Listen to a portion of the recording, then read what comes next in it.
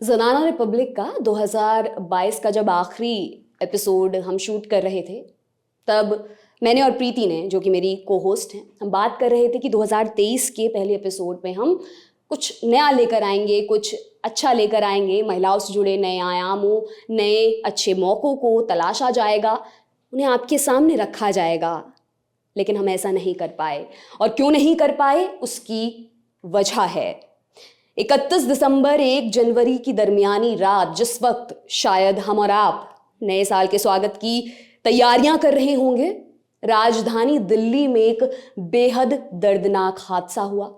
गाड़ी से 12 किलोमीटर तक घिसटते हुए एक 20 साल की लड़की की मौत हो गई।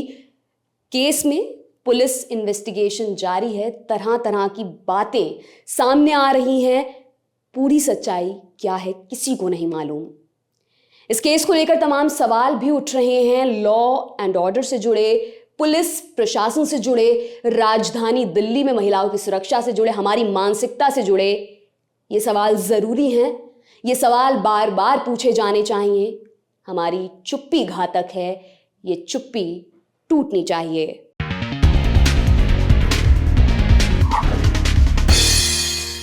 नमस्कार, मेरा नाम दिव्यांश है और आप देख रहे हैं दी लल्लन टॉप का महिलाओं से जुड़ा खास प्रोग्राम ज़नाना रिपब्लिक। मेरे साथ हैं इंडिया टुडे के एग्जीक्यूटिव एडिटर और मेरी को होस्ट प्रीति चौधरी।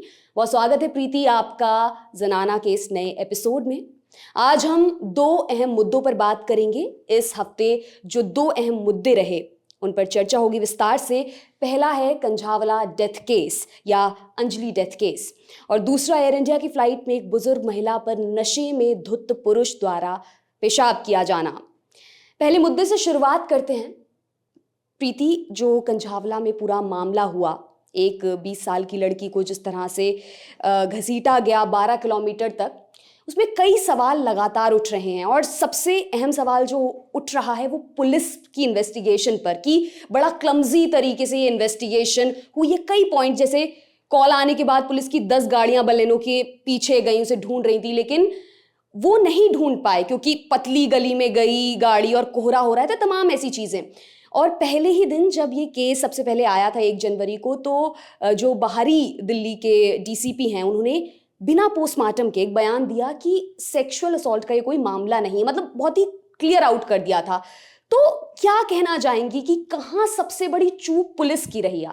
हर स्टेप पे अगर आप देखें सबसे बड़ी चूक पुलिस की रही है इसमें, क्योंकि अगर दिवांशी, अगर हम इनिशियली देख लें तो चलिए, इनिशियली बहुत सारे लैप्सेस हुए जो आपने डिटेल करे, उसके बाद कुछ आप कर सकते थे, उसके बाद इन्वेस्टिगेशन आगे हो सकती थी। आज हम ये पूरा इंसिडेंट, मतलब खबर बनी इसकी 1 जनवरी 2023 को। 7 दिन हो गए हैं दिवांशी, और 7 दिनों के बाद आज भी पुलिस कह रही है शायद 2 और लोग थे उसमें। आपको अभी तक ये भी नहीं पता चल पा रहा है कि कितने लोग थे जिन्होंने ये पूरा अंजाम दिया। उसके बीच में ये जो पैरेलल थ्योरीज फ्लोट कर दी गई हैं, इसमें जो पुलिस है उसको आगे आकर इन सबको कहना, मतलब जो बोलना चाहिए, बहुत क्लियरली बोलना चाहिए कि इसका कोई लेना देना नहीं है केस से, कि चाहे वो जो लड़की थी वो होटल में थी, चाहे उसने शराब पी रखी थी या नहीं पी रखी थी, इससे कोई लेना देना नहीं है। पर एक ये पैरेलल ट्रैक शुरू हो गया है, जो मेन, जो क्लमजी इन्वेस्टिगेशन की आपने बात की, उससे जो स्पॉटलाइट है उससे हट रही है। और ये पहला केस नहीं है, मैंने इतने केसेस देखे हैं जब भी एक कोई वुमन इन्वॉल्व होती है केस लाइक दिस। मान लीजिए अभी तक कोई सेक्सुअल असॉल्ट प्रूव नहीं किया गया है, पर आप कैसे इसको पहले ही रूल आउट कर सकते थे? 1 जनवरी में कैसे रूल आउट कर सकते थे? आप पहले पोस्टमार्टम की वेट करेंगे, आप पूरा उसका इन्वेस्टिगेशन करेंगे, फिर आप एक कंक्लूजन पे आएंगे। आपने पहले ही रूल आउट कर दिया, तो कोई, हम आप पे कैसे विश्वास करें कि आप इस पूरे केस को सीरियसली ले रहे हैं? पहली बार नहीं है। दिवांशी, अगर तुम्हें पता है, आरुषि हत्याकांड की अगर आप जाएं तो आरुषि हत्याकांड में जब पहली बार पुलिस ने प्रेस कॉन्फ्रेंस की थी, उन्होंने लड़की का नाम ही गलत ले लिया था, आरुषि को कोई और ही नाम बता दिया था। और उसके बाद इतनी ज्यादा उन्होंने जो गूफ अप्स किए, तब नोएडा पुलिस उसमें जिम्मेदार रही थी। उसके बाद मैं आपको क्या बताऊं, फिर एक हमारी ही कॉलीग थी सौम्या विश्वनाथन, जो रात को काम करके निकली थी, अपनी गाड़ी चलाकर बसंत कुंज जा रही थी, तो एक गाड़ी ने आकर उनके गोली मार दी थी उन्हें, और उनकी डेथ हो गई थी। उसमें भी मुझे याद है कि पुलिस ने इनिशियली इतनी सारी गूफ अप्स किए थे, उसके बाद इतने सारे और केसेस हुए हैं। मतलब ये एक कोई अकेला नया केस नहीं है जिसमें पुलिस ने पहले ही preconceived notions, preconceived conclusions और पूरी मियांडरिंग, अगर हम अंग्रेजी में कहें कि आपने मतलब आप अभी तक आपको पता ही नहीं कि गाड़ी में कितने लोग थे, और ये पूरा जो पॉलिटिकल एंगल आ गया है इसमें, ये और इसको कॉम्प्लिकेट कर रहा है। और तभी हमें अभी तक कोई भी चीज क्लैरिटी से पता नहीं है, इतनी थ्योरीज आ रही है, फ्लोटिंग थ्योरी जैसा अभी प्रीति ने कहा।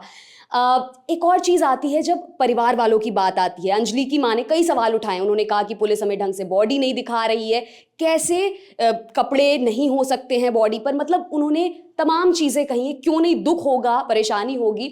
और जो निधि, जो एक लड़की आई है, उसके स्टेटमेंट में भी बहुत सारे फ्लॉज दिखाई पड़ रहे हैं। अगर वो होटल में थी रात को 1 बजे, थी नहीं थी, शराब पी थी नहीं पी थी, अभी तक कोई कंक्लूजन इसका हम नहीं निकाल सकते हैं, पर इसको आपको 2 अलग अलग चीजों में देखना पड़ेगा। फिर से यही विक्टिम ब्लेमिंग और विक्टिम शेमिंग की बात, कि जब हम कुछ और नहीं कर पाते तो हम कैरेक्टर पर आ जाते हैं, कैरेक्टर असैसिनेशन करने लगते हैं, और शायद ये इस केस में भी हो रहा है।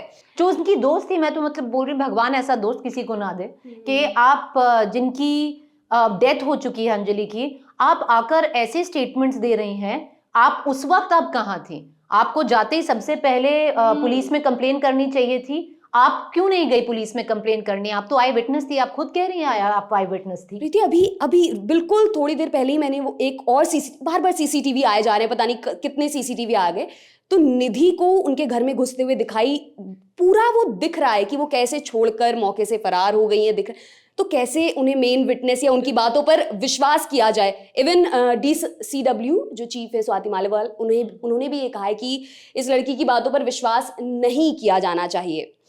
इसके अलावा प्रीति, आपको क्या लगता है कि ये जो पूरा कॉम्प्लिकेट किया जा रहा है मैटर, इसमें क्या सिर्फ ये पुलिस की ही कमी है, या फिर और भी कुछ फैक्टर्स हैं जिन पे लाइट डाली जानी जरूरी है? कुछ और भी चीजें जो आपको लगता है? अगर पुलिस की कमी है, मुझे लगता है यहाँ तक, और ये चीज मैं साफ कहूंगी, हम में से बहुत, जो मैं और आप जैसे जिस प्रोफेशन से हम ताल्लुक रखते हैं, जो जर्नलिज्म है, उसमें भी हम में से बहुत जिम्मेदार हैं कि आपने जबरन, जब उसकी दोस्त निधि का बयान आया, जब एक पैरेलल ट्रैक आपने क्रिएट कर दिया कि लड़की ने शराब पी रखी थी, क्या अंजलि ने शराब पी रखी थी, हेडलाइंस बन गई, आपने बनाई है, हम जैसे लोगों ने बनाई है, हमारे जो और सहयोगी हैं पत्रकारिता में, उन्होंने ये बनाई है, और उन्होंने जो स्पॉटलाइट है, जो मैटर इन्वेस्टिगेट करना चाहिए था, अभी तक सवाल पूछने चाहिए थे कि 7 दिन हो गए हैं, जो आरोपी हैं वो कितने हैं भाई, हमें यही बता दीजिए कि 1 है, 3 है, 4 हैं, 5 हैं, 2 और हैं, कितने हैं? आप अभी तक पुलिस ये भी नहीं कायम कर पाई है। तो जहां पर आपको पुलिस को शाबाशी देनी चाहिए, बोलना चाहिए जॉब वेल डन। हमने मैं अपना इंडिविजुअल एग्जांपल दे सकती हूँ, जब निर्भया कांड हुआ था, इतनी अलैक्रिटी, मान लीजिए इतनी जल्दी उन्होंने केस क्रैक किया था, और उसको आपको मतलब एक वो ऐसा केस जाएगा जो हम कितनी बार डिस्कस कर चुके हैं, जो इतना बढ़िया क्रैक किया गया था। पर अगर आप इसमें देखें, मतलब मुझे हंसी आती है कि आप 7 दिन के बाद आपको ये भी नहीं पता चल रहा है कि कितने लोग थे जो ये आरोपी थे। और हम जैसे ही लोग, जैसे मैंने बोला, हेडलाइंस चल रही हैं कि क्या अंजलि ने शराब पी रखी थी। अगर पी भी रखी थी भाई तो क्या? दैट डजंट मीन कि हम कैरेक्टर असैसिनेशन पर आ जाएंगे और वही जिन चीज़ के खिलाफ हम बोलते रहते हैं, जब ज़रूरत होती है और जब दिखाना होता है कि नहीं हम महिलाओं के समर्थन में आवाज़ उठा रहे हैं, तो हम उन चीज़ों पर नहीं ध्यान देते, पर कहीं ना कहीं हम वही कर रहे हैं जो कि बहुत गलत है। प्रीति, एक और चीज़, कल ही मैंने 2 और खबरें, इसी इंसिडेंट के बाद 2 और खबरें दिल्ली से ही आई। राजधानी में महिलाएं कितनी सुरक्षित हैं, ये बड़ा सवाल बनकर उभरा है इस इंसिडेंट के बाद। और जो 2 खबरें, एक आई आदर्श नगर से, जिसमें एक 5 साल से दोस्त थे, और वो लड़का धोखे से मिलता है लड़की से, लड़की को बुलाता है और गली में ले जाता है और उसको स्टैब कर देता है 3 से 4 बार, और वो जस्ट बिकॉज कि वो दोस्ती तोड़ना चाहती थी, एक रिलेशनशिप खत्म करना चाहती थी। दूसरी घटना हुई पांडव नगर से, उसमें आता है कि एक लड़की ने नए साल की पार्टी लड़के के साथ नहीं मनाई, तो उसने एसिड फेंकने की धमकी दे दी। तो इसमें ये लगातार इस तरह की घटनाएं सामने आ रही हैं, जहां लड़का नाराज होकर कह रहा है कि मैं ये कर दूंगा और मैं वो कर दूंगा, और कर भी देता है। कई सवाल उठाती है। पहला वही जो मैंने स्टार्टिंग में कहा, दिल्ली में महिलाएं कितनी सुरक्षित हैं। दूसरा, वो कौन से फैक्टर्स है, कौन से कारण जिनकी वजह से ये घटनाएं लगातार बढ़ती जा रही हैं। ये कौन से पुरुष हैं, एक बैकग्राउंड, कल्चर क्या रिस्पॉन्सिबल मानती हैं इसके लिए। सबसे अहम फैक्टर आपके हिसाब से क्या है इसमें? देखिए, मतलब अगर आप देखें तो आप कितनी सारी चीजें बोल देते हैं बैठे बैठे स्टूडियो में कि अरे भाई उसकी तो अपब्रिंगिंग ही खराब हुई होगी, पर आप पेरेंट्स को कितना ब्लेम कर सकती हैं। हम बैठे बैठे ऐसी चीजें भी बोल देते हैं कि देखिए ये तो क्लास का वो है। नहीं, ये क्लास का वो नहीं है। कोई भी क्लास में से है, कोई भी ऐसा कर सकता है, चाहे वो upper class, middle class, lower middle class या बिल्कुल ही निचले तबके का, क्लास वाइज फाइनेंशियली मैं बोल रही हूँ, तो आप कोई भी कर सकता है। तो मुझे ये कैसे लोग हैं, ये एक बहुत सिस्टमैटिक फैशन है, और अगर मैं बोलूँ ये बहुत इनग्रेन्ड है, इन डेप्थ है हमारी सोसाइटी में। उसके लिए मुझे लगता है कि आप और मैं आवाज उठा सकती हैं, पर हम जैसे लोग उतने ही जिम्मेदार हैं। जो ये सोसाइटी हमने क्रिएट की है, जहां हम स्पेशली जो मेल होते हैं उनको एक इंटाइटलमेंट दे देते हैं, एक सेंस ऑफ पावर दे देते हैं कि ये तो जैसे गर्म खून है, main boys will be boys, ऐसे टर्मिनोलॉजी में अगर हम जाएंगे तो फिर ये तो बहुत लंबी डिबेट हो जाएगी। पर ये बहुत एक डीप सीटेड मिसोजिनी, पेट्रियार्की, इसको आप जो भी नाम दे दीजिए, एंटाइटलमेंट, पर ये सब उसी से स्टेम होता है। एक बहुत ही अलग चीज प्रीति, छोटी छोटी चीजें हम जो करते हैं, फॉर एग्जाम्पल लीडरशिप पोजीशन एक कॉर्पोरेट है, उसमें सारी लीडरशिप जो पोजीशन है वो आदमियों द्वारा चलाई जा रही, बहुत छोटी, कहीं ना कहीं ये एक इतने बड़ी चीज में बदल जाता है जो हमें पता भी नहीं चलता। और आपको लग रहा होगा कि बिल्कुल ही कॉन्टेक्स्ट से बाहर, लेकिन ये कॉन्टेक्स्ट से बाहर नहीं है, इसकी रूट्स भी वहीं से आते हैं जो इन क्राइम के रूट्स हैं। तो आप देख सकते हैं कितना इनग्रेन्ड है, जैसे प्रीति ने कहा। आज के अपने दूसरे मुद्दे की तरफ आते हैं। 4 जनवरी को एक खबर आती है कि एयर इंडिया की फ्लाइट में नशे की हालत में, बिल्कुल धुत नशे में, एक शख्स ने एक बुजुर्ग महिला पर पेशाब कर दिया। ये घटना 26 नवंबर की है। महिला एयर इंडिया की बिजनेस क्लास में न्यूयॉर्क से दिल्ली आ रही थी। दिल्ली पुलिस ने आरोपी शख्स के खिलाफ केस दर्ज कर लिया। तमाम धाराएं उसके ऊपर लगी हैं कि आपराधिक बल का इस्तेमाल करना, अश्लील हरकत करना, महिला की गरिमा को भंग करना। इतना सीरियस ये ऑफेंस है कि कोई एक बिजनेस क्लास में ट्रैवल और कहीं भी एक महिला की गरिमा को भंग करना, जिस पे ये धारा भी लगाई गई है। तो ऊपर से जो पूरी कार्रवाई होती है उसमें इतनी देरी होती है। महिला ये भी कहती हैं अपने एक लेटर में जो उन्होंने इशू किया है कि एयर इंडिया के जो एम्प्लॉयज थे वो बड़े असंवेदनशील उनके साथ थे। क्या कहेंगी इस पूरे मुद्दे पर आप? मतलब मैं तो शॉक्ड हूँ, क्योंकि देवांशी ये एक ही नहीं, इसके बाद एक और एग्जैक्टली ऐसा और इसी एयर इंडिया फ्लाइट का ही एक इंसिडेंट आया है पेरिस से, जो फ्लाइट वापस भारत आ रही थी, कि उसमें बिजनेस क्लास में ही किसी ने किसी के कंबल के ऊपर यूरिनेट कर दिया, पेशाब कर दिया। मुझे तो मतलब हैरानी की बात है, क्योंकि वही जो हम डिस्कशन इसके पहले कर रहे थे ना, कि हम क्लास में फंस जाते हैं। भाई आपने अपनी असली क्लास दिखा दी बिजनेस क्लास में बैठकर। बिल्कुल, कि आप जैसे मतलब शख्स हैं, आप कैसी मानसिकता से ऑपरेट करते हैं। और मुझे स्ट्रांगली लगता है कि नाम लेना चाहिए और नेम और शेम करना चाहिए। बहुत इन्होंने हाथ पैर गिड़गिड़ाए। जो महिला है, मान लीजिए सीनियर सिटीजन थी, 70 साल की एक महिला ट्रैवल कर रही थी अपनी फैमिली, उनका जो सन है वो बाहर अमेरिका में रहते हैं, वो उनको मिलने के लिए ट्रैवल कर रही थी।